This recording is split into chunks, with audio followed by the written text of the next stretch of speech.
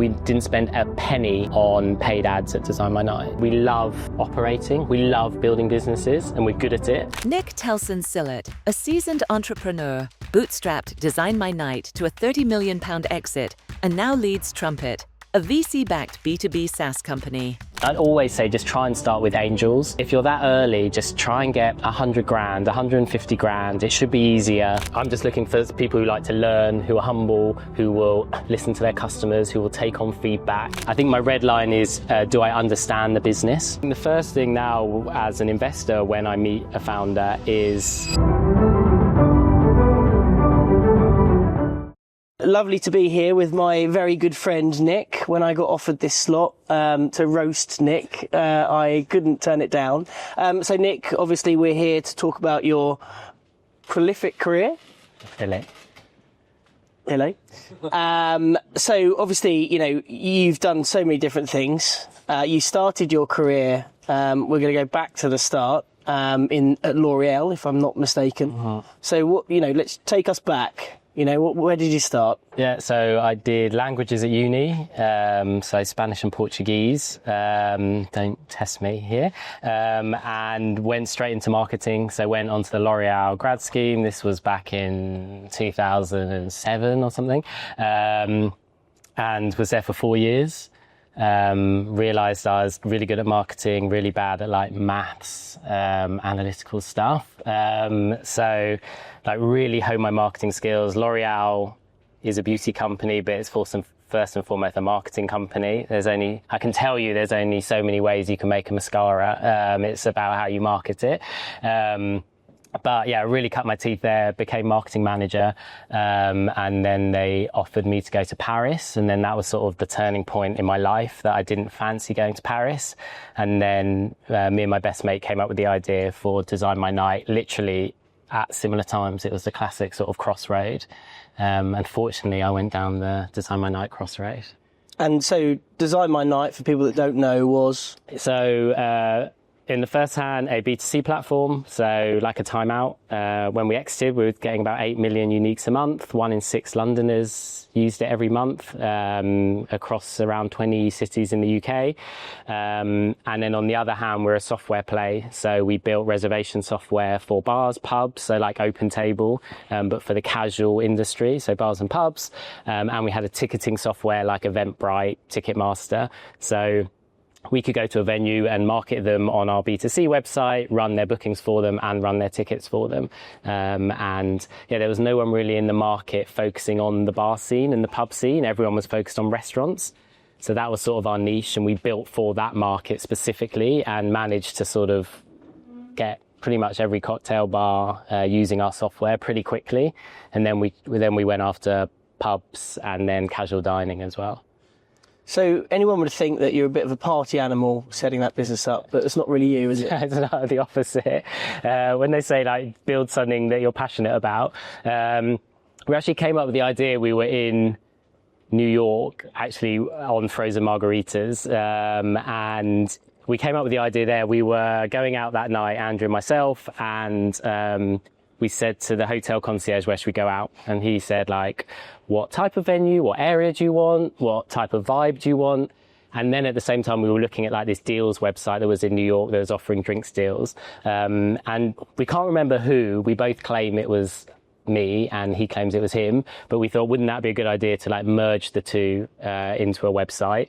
But then, yeah, ironically, running a nightlife website, as founders will know, you stop going out because you're working so hard. So I sort of lost all of my 20s running Design My Night, not partying in the bars I was promoting. Mm. And obviously your story is, you know, quite interesting, certainly this day and age, because obviously when people start businesses, the general clamour these days is to go and raise capital and, you know, try to be VC'd up to the hilt. Yep. But you didn't go down that route, yep. And that business was built bootstrapped. Yeah, so we only ever raised $500,000. So we raised 250,000 from 6 angels, and then they followed on the following year. And that took us to exit. So that took us to over 100 people. It was pre-COVID, so we had an office in Shoreditch. Cliche, I know. And we ran a very tight ship. We reinvested the money we were making. We hired quite junior because we couldn't afford sort of senior staff. We spent a lot of time as founders training them up. And actually, when we exited, most of our sort of senior level of staff had been there for like 3, 4, 5 years, which was great because they were sort of in our mold as founders as well. So we'd sort of molded their career for them at Design My Night. But yeah, as you say, most people just start a business now and think, I need to raise money. But that's definitely not the way most people should do it. Hands up the people in the room that are running a business. And hands up the people in the room that have raised VC capital. Interesting. Okay, so there's a lot of... Angel capital. Okay, interesting. So what advice would you give to people now? Because we'll get to the trumpet and, you know, everything else you've been doing post Design My Night, which has included VC, right? So what advice would you give to people now with your experience on the pros and cons for taking in VC capital? Yeah, I think the first thing now as an investor when I meet a founder is, and it's a question most founders haven't asked each other, if you're co-founders or if you're a founder, just yourself, what do you want out of the business? I think most people just start a business and they're like, I just want to build a big business. But if you want to be financially free, for example, if that's your one goal for starting a business is being financially free, and you actually work out what financially free means to you, that can be very achievable, you know, on a small exit, and you've got most of your equity still. You know, if you start giving up equity, then the exit needs to be bigger and bigger and bigger. Some people want to run a lifestyle business and take, you know, 500K from the business every year, for example. So it's only really the ones that want this outsized returns and wants to sell for the hundreds of millions of dollars where you probably need VC backing. You know, most people, I would say, to get to that level. But Andrew and I were very deliberate with Design My Night, and we knew how much money, it was as crude as that, how much money we wanted to make from Design My Night. We knew we didn't want to run it forever. And we actually plotted our ARR, our revenue out on a chart, because we knew what we needed to get to from an ARR point of view to then sell it for the X value that we did sell it for, which would have got us the money in our pocket. And we charted that monthly. And did you keep each other honest throughout that journey? Yeah, super honest. We're both very aligned as founders, which is obviously very important. And that chart, it sounds an obvious one, like plotting ARR, but actually that 5-year view for us almost kept it exciting because we were like, well, if we hit that number, obviously you're not guaranteed to exit, but we think we can exit for X. And, you know, if we started to deviate and drop or EBITDA wasn't as big as we'd hoped, we would have sort of like a war room, us two, and be like, okay, what's not working? Why is the ARR dropping? And look at our different facets of the business. But our angel investors said they've never seen a business just run so linear. And then the exit, we did it all very strategically. We engaged a broker 8 months before we exited. We said, this is where we're going to get to in a year. Can we sell it for Y? He was like, yeah, I think we can do that in your industry. And yeah, we ran a process for 8 months, and yeah, sold it for more than we'd hoped for in the end. So we're now at the story, or one of the stories. Are we allowed to talk about the story? Where it fell through? Yeah, so talk us through the journey to sale and how it nearly completely... Yeah, I don't normally tell the story, so you can have it exclusively. That's mates. Yeah. So the process for people that haven't been through an exit, you know, the dream is Google come knocking when they want to buy you. Brilliant. That's what you read in the press. The reality is you go to market. So we spent 2 months with our broker building our sales deck, which is like 60, 70 slides long, about everything to do with the business. And then we had an abridged version of that. We then drew up a list together. He said to us, who do you think's going to buy you? OpenTable, TripAdvisor, Eventbrite. And then he puts a list together of people we've never heard of and private equity. I remember in that meeting, he said, I guarantee you, whoever buys you won't be on either of our lists. And he was right. And then their job is to go to market, basically. And with the abridged version, they don't even have the name Design My Night on it. They say there's a hospitality business. This is the bones of it. Are you interested to hear more? Yes. They sign an NDA, which aren't worth the paper they're written on. Then they get the full deck, and then you have it's pretty quick, like 3 or 4 meetings, like with head of M&A, their CEO, then normally the specialist in their team in sales and hospitality, and then they come to offer stage. So we started probably with went to about 120 people across the world, and we got it down to 3 in the end that were at offer stage, which is great. So then you can start being a bit competitive on the offer. And then we were drilling down to obviously the cash up front, but then also we had an earn-out. So our earn-out was 2 years, but we negotiated on that. So they originally wanted us to stay for 3 years, but that was part of our negotiation, was we only want to stay for 2 years. We had a very favorable revenue target for our earn-out. So it wasn't like a cliff edge that if we didn't hit this, we got nothing. And it wasn't based on profit. So that was a very favorable earn-out for us as well.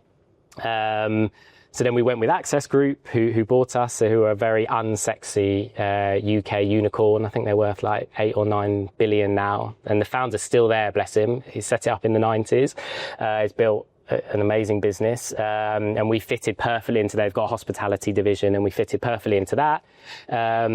So the story you're talking about was, so it's all done, all agreed, happy days. Again, our broker said to us, do not celebrate until you've signed the papers. And you're like, yeah, okay, whatever. And then we were meant to go to their lawyer's office. I think it was about 9 a.m. We'd booked for our team a bar at 5 p.m. where we were going to celebrate together. And Access were going to take us out for lunch. Then we were going to meet the team, celebrate. We told them the day before, which was a risk in itself, but you had to let them know something was happening. And then we get a phone call about 7:30 from our lawyer saying, do you know anything about, I can't even remember the name of it now. It was a new EU payment directive. It's like GDPR, but for fintech. And we had a payment product within our software.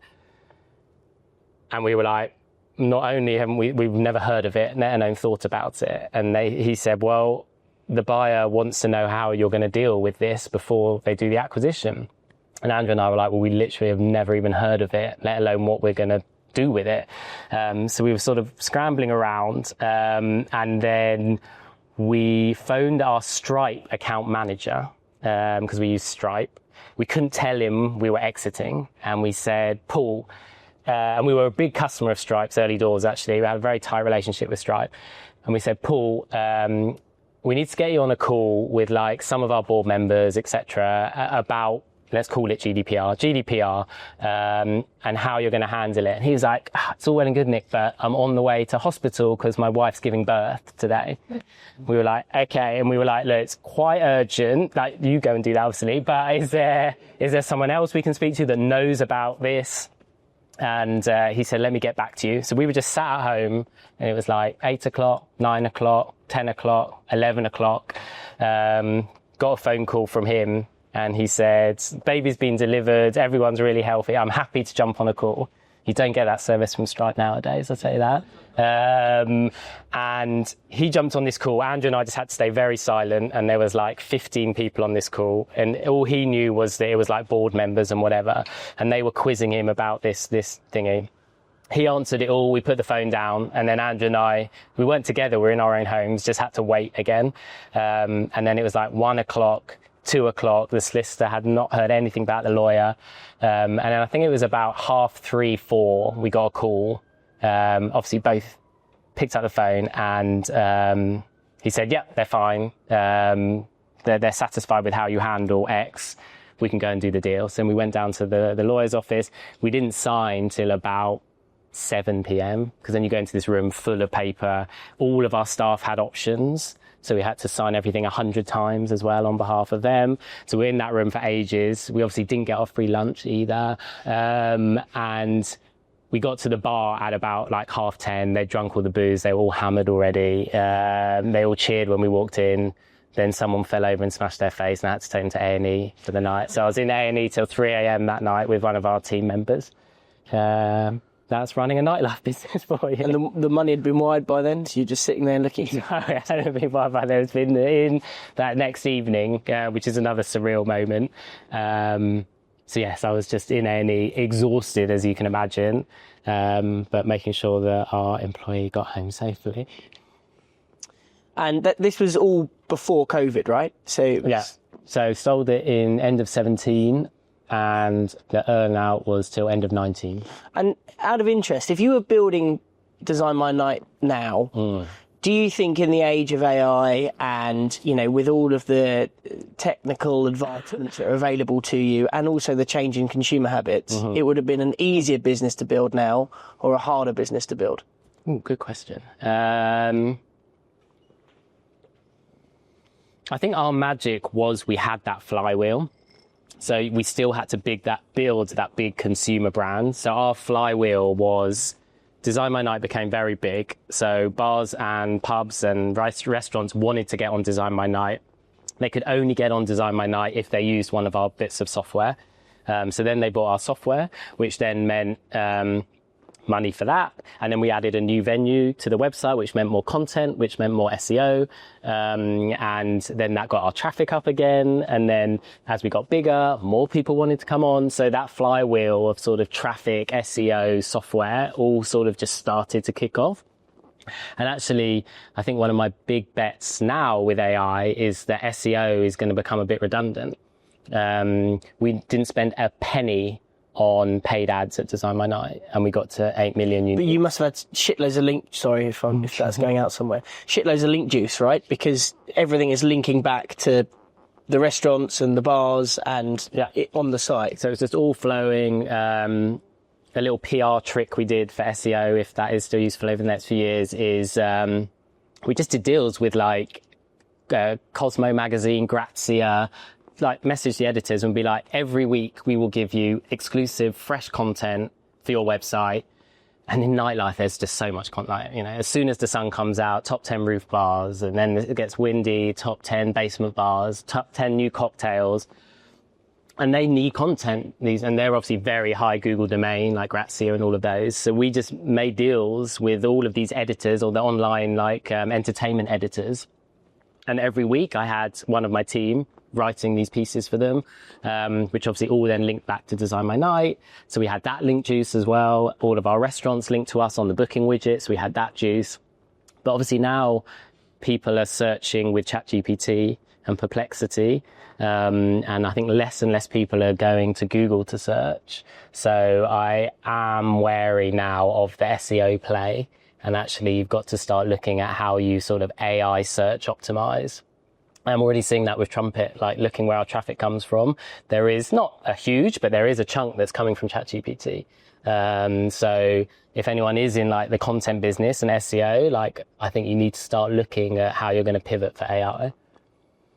So let's kind of fast forward a bit, right? So you'd gone through the exit, you've got the cash in the bank, you now start a new journey, which is your angel investment journey, right? What did you take from your experience as a founder and apply to your experience as an investor? Because you invested in a lot of companies, 55 companies within a too short a period. Yeah. But what were the experiences that led you to want to start investing, and what were you looking for from founders? I think it's a natural progression for a founder once you've exited. You're like, oh, what am I going to do next? I'll be an angel investor. I'm not looking at you, Wednesday, as well. And that's not necessarily the right decision. I thought I'd get a lot more joy out of angel investing than I do. I thought, oh, great, I'm going to have all of these companies. I can spend my day, having a coffee with each, one of them and all of that jazz. The reality is most founders send you a monthly update at most. And then I personally take the time, think about it, reply, come up with ideas, normally get nothing back. And you're just like, why am I bothering to do this? It's obviously a big financial risk. Angel investing, it's not the best asset class. But I think it's just that natural progression. So I've matured over the last sort of 6 years. Yeah, don't I bloody know it? Yeah, I was going to say, you're in the big leagues. Yeah. And I've sort of stepped back now, so I don't angel invest. So I'm going to see how this portfolio do. And I haven't invested anything new for like 6, 7, 8 months now, and I probably won't this year again. Because it just wasn't bringing me much joy as I'd hoped it would. And I've definitely backed some winners. There's some ones that are doing really, really well, which is amazing to see. And there are some founders that are WhatsApping me regularly, which I love. But in the main, it didn't bring me too much joy, which is why we went on and did Trumpet. What do I look for in founders? I guess it's stuff you guys would have heard before, but I can't put my finger on it. But when I meet a founder, I just get that sense whether they've got the grit and determination it takes. And I know that's quite a sort of unsexy, hustle culture thing at the moment. But if you are going to build a business, you have to work your ass off. Like there's no two ways about it. And you're going to have lots of downs as well as ups. So when I meet that founder, that's one of the main things I'm looking at is I know things are going to go wrong on your journey. Have you got what it takes? And I can't tell you how I know that, and I got it wrong. I just get that sense when I meet someone if they've got that determination. Humble. I like humble founders. I think being a founder, you need this balance of arrogance and ego.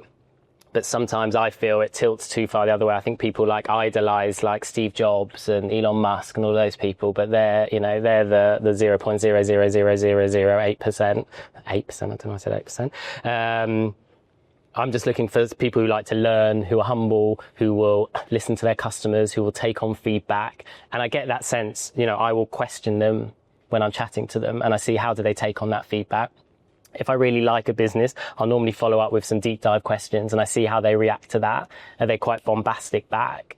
Or are they actually, yeah, there's some really good points. I've actually gone away and looked at points 1 and 2 and this is what I'm thinking about it. I really like that. See, I look at that completely the other way. I look at that going, you've got too much time on your hands. But for me, they're quite big challenges in their business. So if they're not taking time to discover and answer those challenges as I see it in their business, then they're just going to be too head down. And I think you've got to work hard, but as a founder, you've also got to be able to look out and just step back and think what's working, what's not working. Be honest with yourself because not everything's going to work all the time. And just have that vision that, the cliche thing that I say is the founder, and this is very cliche, is the captain of the ship. And your job is to steer that ship to the end goal.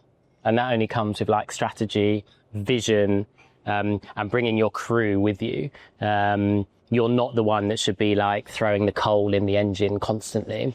So I like that strategic thinking. And yeah, I don't like dealing with arrogant people, full stop, in my life. So I wouldn't invest in sort of an arrogant founder. And also as a pre-seed investor, I'm not looking for them to be selling for hundreds of million. If I'm getting in at 2, 3, 4 million, if they're selling for 30, 40, 50, 60 million, that's a very nice return for me. So I'm also looking for founders that are realistic, that have a plan in my head to get to 3 million ARR, 4, 5 million ARR. And then you've got a 30, 40, 50 million pound business on your hands, versus the founder that comes in, page 8, this is how we become $1 billion business. And why do we think that's so glamorized in today's world? Well, I think the press, so TechCrunch, Sifted and all of those. Bloody idiots talking about unicorns all the time. So, yeah, exactly. You'll see why that's ironic, sis. That it's become cool to be a founder. But just so many fail just to get out of the starting gates. So think how many fail to become a unicorn. As I said, it's the minutiae to become a unicorn. So as an angel investor, I'm just not interested in those businesses. If I luckily back one that starts flying, amazing. But I'm just looking for realistic businesses that no one's talking about. They're selling for 30, 40, 50, 60, 70 million, which is happening every week, by the way. But you just don't see it in TechCrunch. And as I said, we glamorize Bezos and all of these people. But they're now actually celebrity rather than sort of founder. So it's a whole different world that. So especially in that I think the UK gets heat from the US for being not what's the word I'm looking for? Not thinking big enough. But for me as an angel investor, I'm like, that's fine. Like, I'm quite happy if my ones don't become unicorns. So you went from a journey of founding your business, bit of angel cash, exiting for a decent amount of money, realising that angel investing isn't all it's caught up to be, and it's also not as easy as some people think it potentially is. And then you go, got my founder learning, got my investor learning, I know what I'm going to do. I'm going to mash these together and basically create, would you have called it a pseudo venture studio? I mean, that was the plan. So the original plan was to build a venture studio where we would come up with ideas, spin them up, using our cash to spin them up, bring in a founder for each business, and sort of hold a nice chunk of equity, but then let that founder run it. So that was the plan. That didn't go to plan.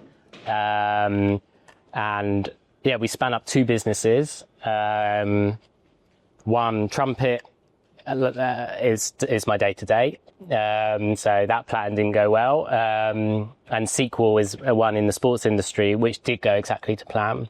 Where I've got an exceptional founder who runs it, and we check in like once every couple of weeks. So we got halfway there. And talk about Trumpet, you know, what have you taken from all of your experiences and wrapped up into this, and what are you aiming for? So yeah, Andrew and I said to each other, if we're going to go again, and let me just say, like, when we exited, I'm quite a mentally strong-willed character, and yeah, get your tiny little violins out for me. But after that exit, those 2 weeks, I just felt as low and empty as I've ever felt, because I'd come out straight out of uni, worked, loved my work, straight into DesignMyNight. My whole identity was DesignMyNight. That's all anyone would ask me about. That's what I just spoke to my friends about. I was getting friends into bars and all that crap. So I was DesignMyNight. And then literally the next day, it's gone. I don't get any emails. I don't get any Slacks. I'm early 30s, and you're just like, what's my purpose? Like, what am I going to do for the rest of my life? So I had like 2 weeks for the first time ever, and really stopped and like, what brings me joy? What brings me happiness? What will get me out of bed in the morning? As I said, tiny violins, but Andrew and I, my co-founder of DesignMyNight, we like soul searched, and we were just like, actually, we love operating. We love building businesses, and we're good at it. So the idea for Trumpet came along, and we thought, okay, if we're going to do this, it has to be global instantly. It has. Why? Because DesignMyNight was a very UK business. It was a very heavy business. It was this huge B2C site and software on top of it. So to like lift that up, everyone was like, why aren't you in New York and all of that? But to lift up DesignMyNight and start it in somewhere like New York is very, very challenging. Whereas Trumpet is self-serve software. You know, it can be sold globally instantly. So we were like, if we're going to go again, it has to be instantly scalable. It has to be global from the off. And we don't want to be the CEO. What do we love? I love marketing. Andrew loves product. We hate HR. Like, what founder starts a business to do HR, unless it's an HR business and you love HR? So we were like, how do we make this happen? So how do we make this happen is we bring in a third founder, which we did, who is the CEO. I'm CMO, Andrew's CPO. We do what we love. And Rory, who is your dog's name, but also our founder, is the CEO. We did it very differently. So we raised VC money pre-product, pre-revenue. So we pitched VC with a Figma file of our product, raised 2 million from that.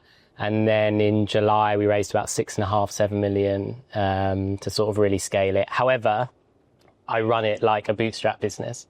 So, and do you think that's because of the experience you had? Because that was the same for me, right? Yeah. Having run businesses and it always being about the EBIT. Yeah. It was always about, I was always running my business on a P&L. Like an agency. Yeah, exactly. Yeah. And now you look at businesses, and sometimes I look at Burn and I'm like, what the hell is going on? Yeah.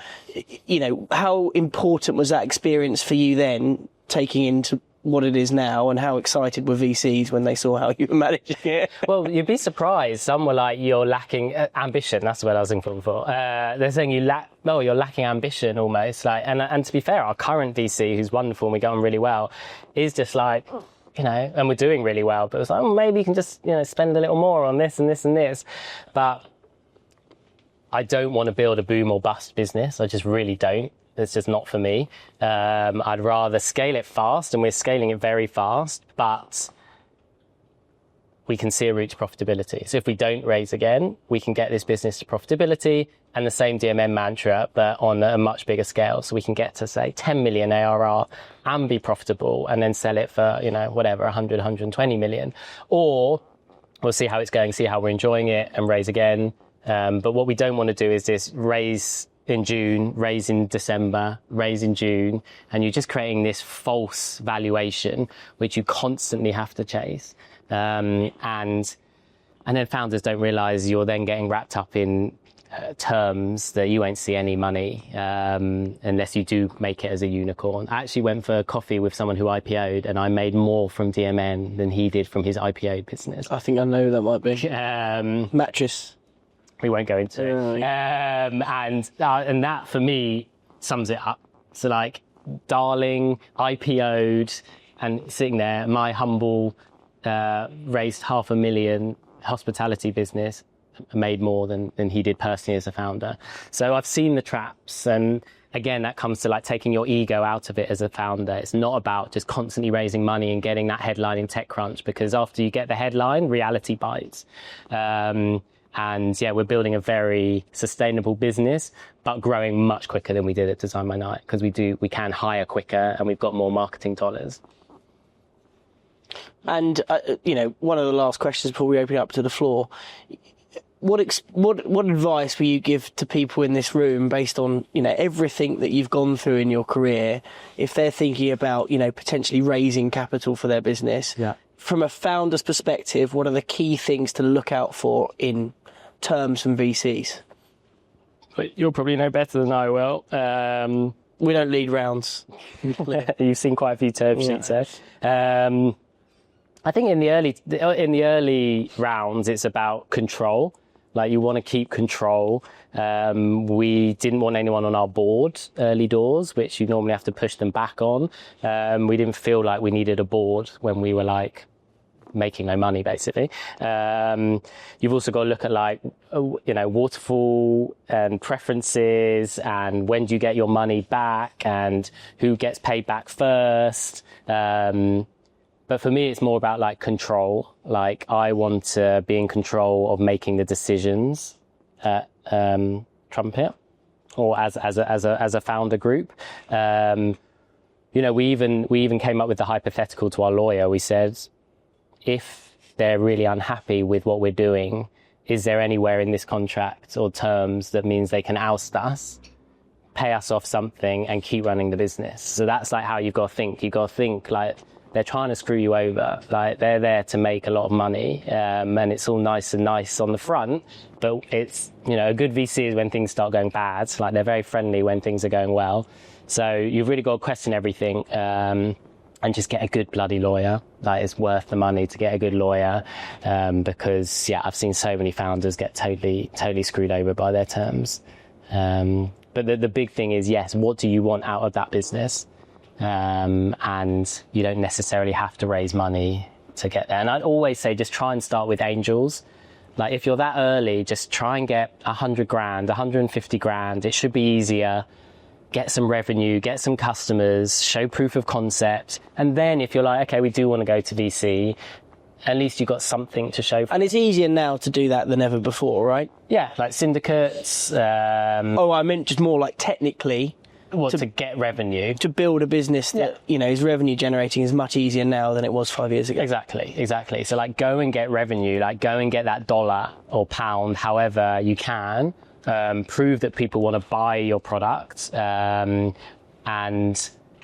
then take it to VC. Because unless you've got a track record or you've got a .ai domain, going to a VC, like, with no track record and not much traction, I know you all know better than me, it's like virtually impossible unless it's like an intro that you're this star founder from someone in their portfolio or something.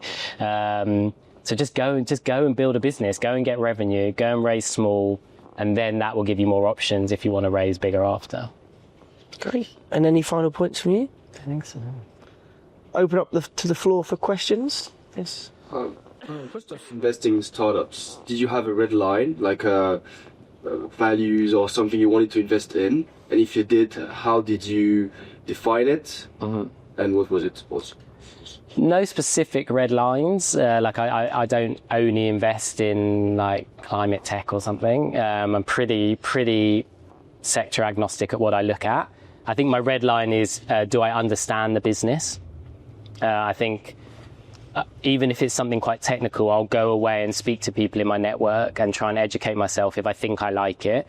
But I would never invest like blindly into a business. You know, let's say it was medical hardware, for example, that I know nothing about. I would look at my network and think, who can I go and ask for them to explain to me what this is and is this a good idea? So yeah, I would never go blind in it. I love B2B SaaS because, don't quote me on this, but it's quite, if you've got a good idea that people want, growing a B2B SaaS company is quite easy.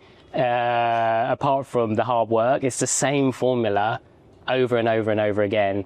You know, you fill your top of funnel, you have a sales playbook, you listen to your customers, you build for your customers. It's the same playbook for all the B2B SaaS companies that I invest in and Trumpet itself.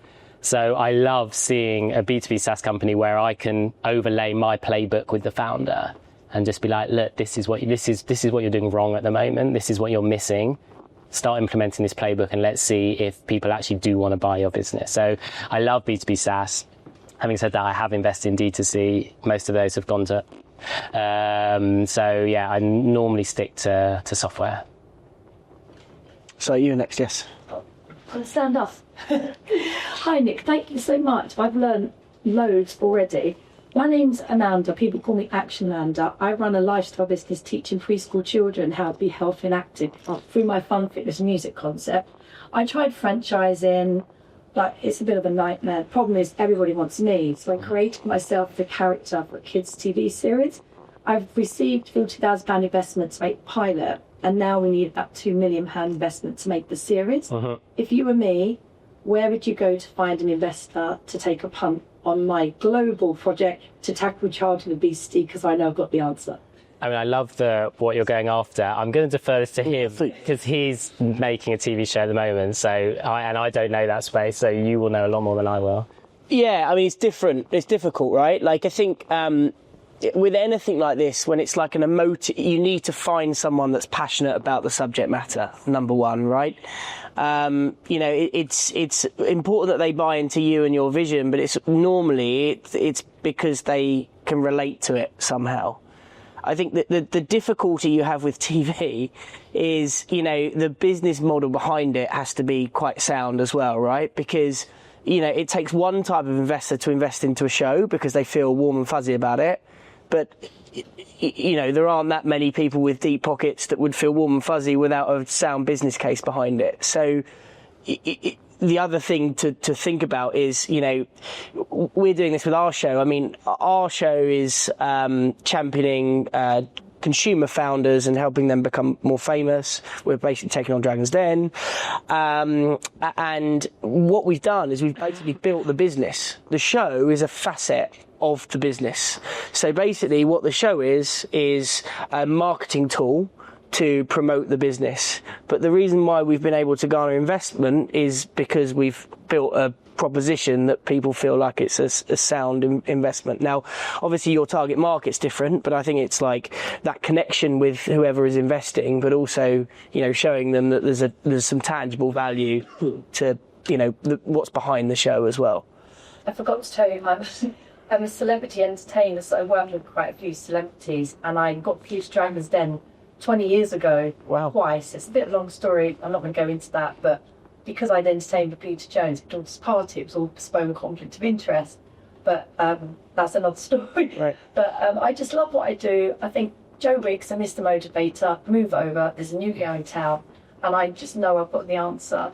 So I mean, for me, I know, and I agree with Nick, like, humility is such an important trait for a founder, but passion will always prevail. So, you know, the more passionate you are about it, it will come. Yeah, 35 years jumping up and down, 23 classes a week and doing parties. I need a break. It would be nice to have some passivity.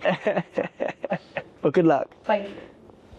Well, you mentioned, Nick, about when you looking to exit around the EBITDA, and then obviously talk about the exit, and don't go into too much detail, but did you position the business around ARR SaaS valuations and multiples, or EBITDA multiples, and how did you come to that decision? Yeah, good question. I mean, the answer is it's not really up to you. Yep. So it was down to the acquirer that looked at our balance sheet, and they actually gave us an EBITDA multiple. I think, again, you might know better than me. So they're private equity backed access now. So they're basically buying companies, they're buying profit, and then just flipping it every few years. So we were 48% EBITDA margin when we sold, so incredibly profitable. We were just like a cash machine when they looked at us. So they gave us quite a tasty valuation off that EBIT. So I would look at like the industry you're selling to, and like look at other multiples that have happened in that industry. So that's something we did. We tried to look and get under the sheets of like other hospitality businesses that were sold, and seeing what they were sold for, and trying to understand their revenues and stuff. But what I would say is, if you are EBITDA positive, you're always going to have more of a chance to exit than relying on just revenue. Do you agree? Yeah, I mean, look, it depends on the stage, but like, I think EBIT will always win, right? And also EBIT gives you much better negotiating power because the business is profitable, and, you know, you can say you don't need the cash. But the key thing about your story and everyone else's is all of this goes out the window if you build a competition for the business. So if there are multiple people vying to buy the business, multiples kind of go out the window because it's who wants it more. Yeah. So your whole job and duty, if you're selling your company, needs to be about ensuring that you're building something that people want to compete against each other to purchase. Really. Yeah. And you can start those relationships. So like, I don't like the slide deck, the deck in your slide. No, the slide in your deck, that says potential acquirers, like when you're pre-seed. I'm like, okay, let's not think about that yet. But what you should start thinking is probably when you're getting up to like seed stage, or, you know, maybe like 500,000 ARR, is starting to think, okay, strategically, who could buy this business? And could you start like doing partnerships with them? You know, can they start co-selling your product? Start building those relationships, because an industry buyer will also give you a much better multiple than like a private equity buyer. And target them all with ads as well. Yeah, that's a good point. And I've seen that be quite valuable. And actually, one of my angel investments, I brokered the exit. It was in healthcare, and it was a UK company, and I knew like the head of marketing at the American company, and I just kept him up to date on how they were doing. And I was like, oh, this is interesting. And then the founder said, oh, we're actually maybe thinking about exiting. And I said, let me message X. Let me see if they're keen for a chat. And they actually chatted, and then they actually exited like that. That was a good 1.5x return, was it? Yeah. I've got shares now in that business. Going right. very well. The equity swap. Right, yeah. But that shows us start building relationships now with potential acquirers. Don't be scared of that. You don't have to like show them everything at that point. Yes. Hey, Nick, I'm Aaron in the FKI. I actually turned down a sale recently. And it's sort of like, I look back and I'm sort of like, did I make the right choice at the time? I spent a long time negotiating the LOI and getting a valuation that was like tasty and quite nice, nearly 20 times revenue.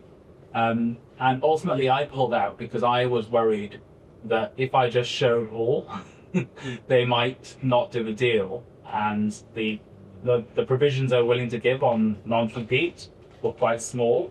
And how do you overcome that fear of like, you've built something valuable that people obviously want, increasing the price of them to pay for it, but understanding if they're genuinely looking to pay, that fear, you know? Yeah, I deal with that. Yeah, I think that for me at least, that was having the broker.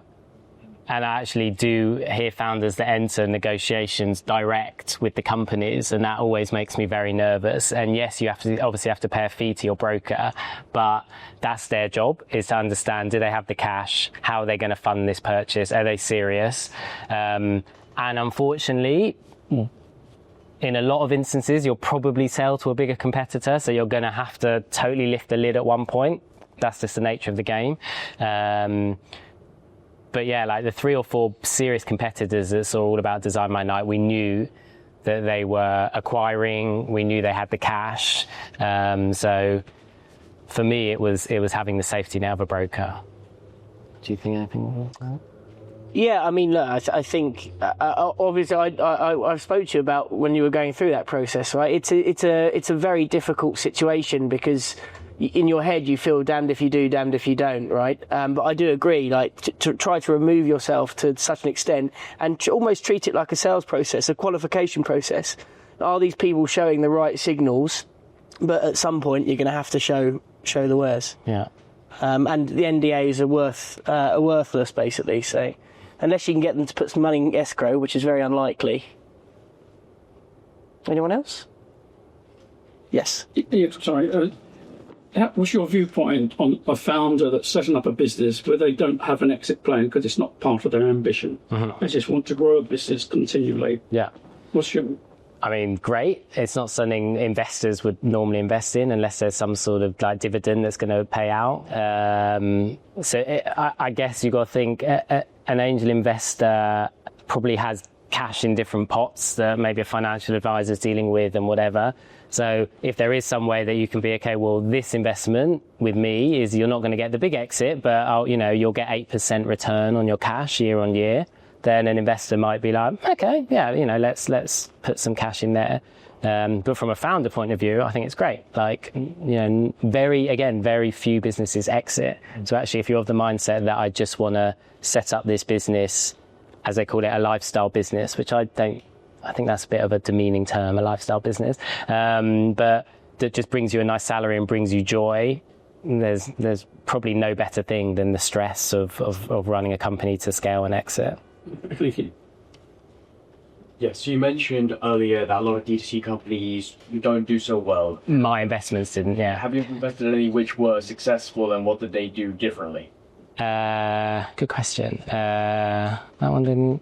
In D2C? D2C. Can I go on, you go first, yeah. So, basically, like, the ones that really understand their customer, and now more than ever. So 10 years ago, it was basically how can you spend on advertising and how well can you spend your advertising dollar. Now it's completely different. Now it's about how can you build a famous brand that your customers will basically buy into and engage with and champion.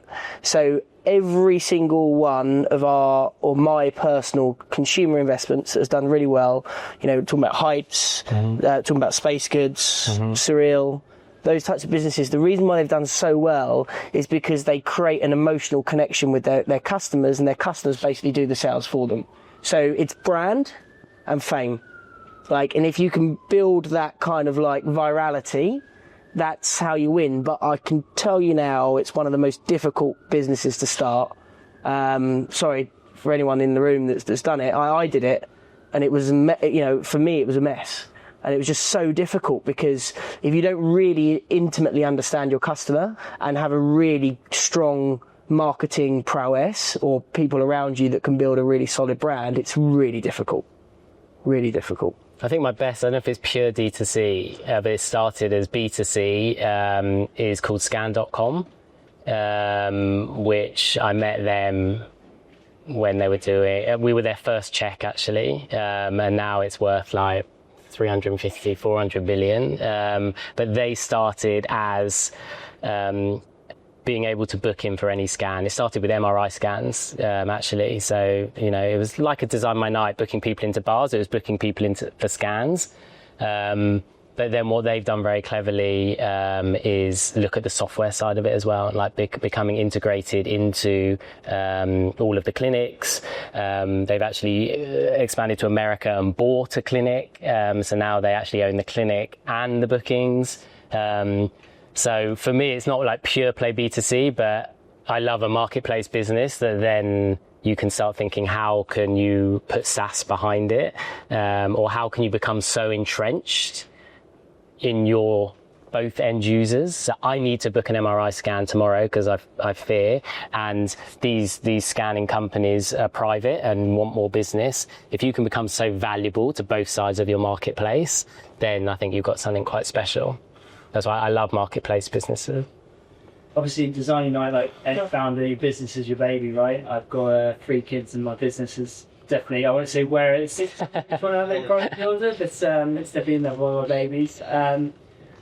When you sold that, and sort of since then, have you had any sort of seed of doubt that you left anything on the table? How often do you checking in and going, where are they now, and sort of obsessing about DesignMyNight? Not at all. The only seed of doubt we had was we absolutely smashed the earn-out. So we got paid for that, but we were like, fuck, if we would have kept going for another year, we would have, and performed like we did, we could have squeezed more out. But sorry, we were so done and so tired, and we weren't the upstart anymore. So like we had OpenTable copying our tech and BookerTable copying, like people were starting to round in on us, and we didn't have the dollars to compete. So we were like, let's get out. And we said that to each other when we accepted the offer. Actually, Andrew and I said to each other, like, no regrets on this. This is more than that financially free number we wanted. So let's be happy with that. I still use DesignMyNight as a customer now. It's nice if I go into a restaurant or a bar and I see they're using our software. That's a bit surreal. But I think out of the 100 people we had, 4 or 5 are left. That was from 2019. So I'm not sort of in the weeds of how the business is doing. But yeah, I was ready to pass it on. On that marketplace side for DesignMyNight, did you start with the marketplace, then the tool, or was it the tool, then the marketplace? And do you sort of, I guess that was a harder side of building one or the other. Yeah, the first thing was the marketplace, and it's the classic marketplace of getting both sides spinning. So we focused, to be fair, we did it quite cleverly. So before we launched the website, every weekend, every night, and I mean that, still having a day job, we would walk around and meet bar and pub managers. And this was back in 2010-9. Didn't have an iPad, literally had a one-pager on a one-page piece of paper, and like talked to them and said, this is what we want to do. This is our vision for DesignMyNight. This is how we think we're going to help you. What a Time Out not doing for you right now that you'd like. There was a website called View London back in the day that was very big. What are View London not doing for you that you'd like? Getting all this intel, being humble, being nice, and saying, look, can we take your email address, and when we launch, get you on the site, etc., etc. So we built up a database of hundreds and hundreds that we were then inputting into the website manually. So like who they were, we would take images from like Google and fill out their profile. We also got an agency in India to like scrape. So we were basically like go and scrape Time Out of just like bar names, bar addresses, telephone numbers, and then put that into our database. It was all publicly available, so it's not illegal. Just for the record. And when we launched, we had bars and pubs, but because we were built up that relationship, we were very honest with them. We're like, this is a new business, it's going to take time. We're not going to suddenly be sending you loads of customers. It's free for you to go on to. So we built the bar and pub side quite nicely, and then we focused on SEO to build the consumer side. Probably took us like 6 months before SEO started to really kick in for us. It's the dream SEO business because there are so many searches for going out, especially in somewhere like London. I nearly said Sunderland. Not in Sunderland, in London, because if you think you have every area, so it's best bars in London, Shoreditch, West End, Clapham, Kensington, like it's just an SEO gold mine. And that was our job, was just building tons of content. Like the website was hundreds of thousands of pages, DesignMyNight. And we had a content team that just kept pumping out content. So then that's how we got the flywheel going. We only landed on software once we became ingrained in the bar and pubs operations. So once we were sending them business and getting to know them, we then started to uncover problems they were having. And one of the problems was some of the bars, we were sending them lots of bookings and they were messing up dealing with them. So we were like, how can we solve for this with you? We'd go to some cocktail bars, and on their website, they used OpenTable, and you couldn't change breakfast, lunch and dinner on the drop down. So you'd go to a cocktail bar's website and you'd have to book dinner, and they'd have to have text next to it going like, FYI, dinner is actually a drinks table booking. That's how like clunky it was. And when we started to understand that, we were like, we can build for this. So that's how we then started the software. So I would say build your marketplace, build the trust and love with that customer, and then when you start to build software for them, you've got a huge pipeline. We had thousands of bars that worked with us on Design My Night to then sell the software to. And just on that, like that's how you get the enterprise value, right? So like you get entrenched on a sub or something, and then if you build on top of it, presumably that part of the business made the multiple much higher. Mm-hmm. So a lot of people have a good business, and if you're looking to sell that business, there are things that you can do to add to it to make it much more valuable. Yeah, so Access valued the Design My Night revenue at 1.5x. So they just didn't care about that revenue. They're a software house. They were like, do we even want to own a B2C website? I actually remember one of their chairmen emailed the head of M&A before we got acquired, and we did like a newsletter about like the best burlesque bars in London. And he'd forwarded this on to the head of M&A and being like, do we really want to buy this type of company? And we just had to explain how important the B2C flywheel was to drive our SaaS business. Our SaaS was where our multiple was. Last question. Yes. Hi, my name is Chloe Liang, recent founder. I'm building Cocasa, which is a marketplace that allows more millennials to co-own holiday property, lower that cost barrier. And because I'm in very early days of that, I'm curious to understand or hear some of your learnings on how you hit escape velocity on sort of identifying that first batch of customer that can promote for your business there on. It's doing what you're doing now, so putting yourself out there. I'm a huge believer in like building a personal brand. All my mates take the piss out of it for me on LinkedIn, but as soon as I sold Design My Night, I was like, I'm going to build a personal brand on LinkedIn, and it's easier once you've exited because people want to listen. But a lot of my funnel in my next business comes from LinkedIn. So start talking about what you're doing on LinkedIn, start talking publicly. Don't be afraid to DM people that you think would be interesting to the business. I always say asking for someone's time is the most valuable thing you can ask, more than money. So if you are asking for someone's time, never just message someone cold and be like, can we grab a coffee? I don't even reply to those messages. But if you were like, hey, look, this is a business, I think you might be a target customer or investor. I put together this type form for you, which would take you 3 minutes to fill out. I would hugely appreciate it if you do. You'll find that actually people do want to help you, especially in the startup community. Just start speaking to lots of people, make it easy for them to understand what you're doing and give you feedback, and then just start nurturing that early pot. We did that with Trumpet, so we spoke to over 100 sales leaders before we launched the product. With that mold, we gave them a type form, and then as we launched, we emailed all of them, and they already felt a bit of an affinity to us, that's probably the easiest way without marketing dollars to start building up a following. Fantastic. Well, thank you very much, everyone, for coming. Thank you. Thank you, Nick, for being roasted. Thank you. It wasn't a very big roast. No, that was easy.